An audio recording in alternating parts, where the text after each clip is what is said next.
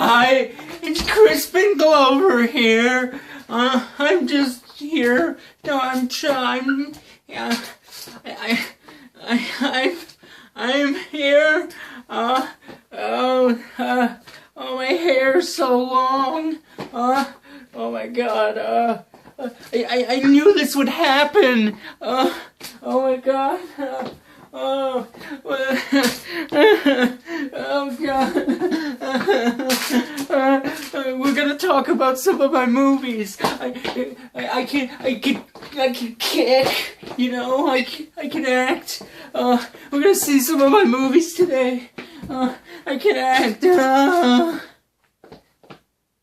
Boy, that was stupid. Hi guys, general audience guy here, and if you're like me, you like Crispin Glover movies, and I'm going to talk about some of his best and one of his worst. So sit on back and enjoy.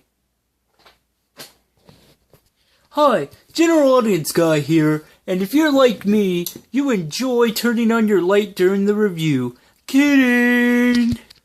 Awkward. Anyway, I'm going to talk about some of the best movies of all time, and I'm also going to talk about a piece of poopy. Before I get to the fecal matter, though, here comes the diarrhea sandwich known as good movies. Okay, so, who in the world is more general audience-y than this guy? That's right. We're going over the genius! Spielberg is one of my favorite directors of all time. He's made some of the best movies ever, like Jaws and Jurassic Park, and he also made Nightmare Before Elm Street. Just kidding. He made a lot of good movies. Except for, well, Schindler's List was good, but it was, it was kind of tough. It was kind of boring because it was in black and white, but it was about the Holocaust, so it deserved to win an Oscar. Anywho, I'm gonna talk about the Black Label Society. Just kidding. It's Back to the fucking Future. The Back to the Future films are some of the best movies of all time, and I'm gonna give you some movie trivia to prove how much of a movie. Excuse me. I'm gonna give you some movie genius so you can see how big of a movie brain I got. I got the hiccups. So I'm gonna talk about Back to the Future.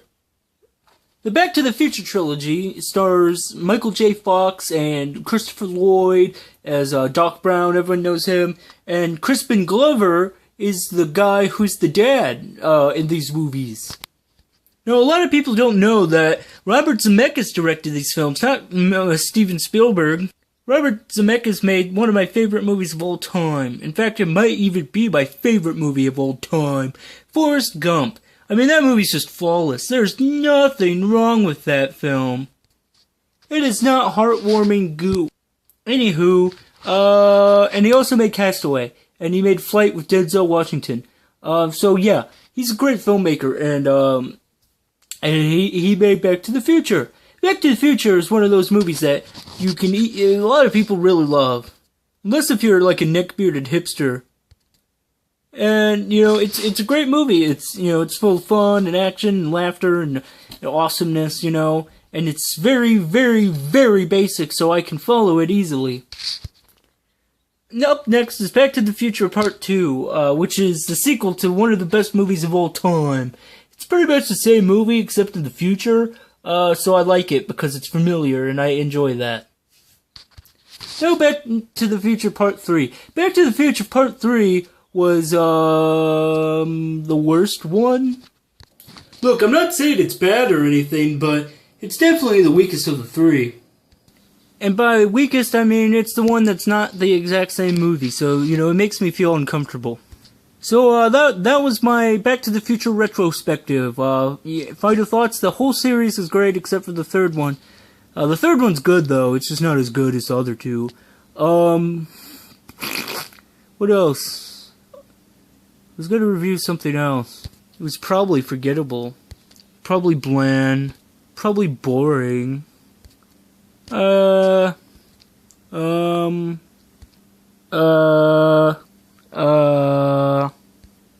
right! I was gonna review Freddy's Revenge, which is the worst horror movie of all time. Oh, wait a minute. Crispin Glover wasn't in that. I think the singer from Faith No More was. Oh wait, it was Mark Patton, not Mike Patton. Same difference, they're the same person. Anyway, so yeah, I was watching the best movie of all time, and then I was like, oh crap, I have to go watch this. It's another Crispin Glover movie, but it's no Back to the fucking Future. Friday the 13th, Part 4, the final chapter. Crispin Glover's in it. I think he's pictured right... I'm gonna find him. There he is. There's good old Crispin Glover right there. Crispin Glover is one of the best actors of all time. And he's in this movie, but sadly, he gets killed with a corkscrew. You could say he got screwed. Yeah! But seriously, this film, I don't know if I like it or not. It's a Friday the 13th movie, and those are kind of, the general audience guy horror movies, but they're bad movies. So I don't know. I mean, they're bad, but I like them. There we go. That way I can cover my bases. They're bad, terrible movies, but they're really fun, and I enjoy them a lot. Yeah! Crispin Glover and Corey Feldman are in it, and Corey Feldman was making this in between making The Goonies, which is one of the best movies of all time. The only way The Goonies could have been better is if it was made in the 90s. Oh man, then it would be perfect. Yeah. Awkward close. In the end, I give it 2 rosebuds out of 79. Crispin Glover, I am not satisfied with your review of my films. I'm a good, I'm just,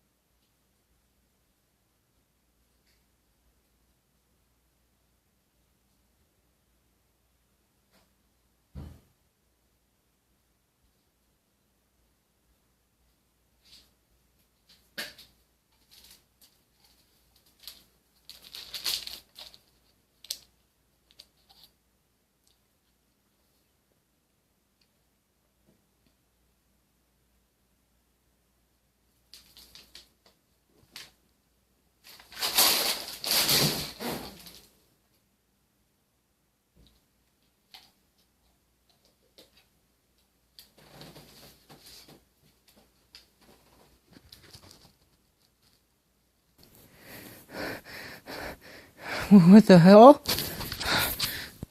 We are here to bury the body of general audience guy. What?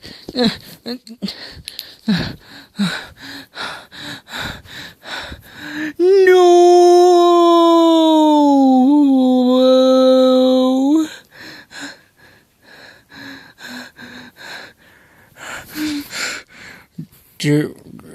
General audience guy was a dick.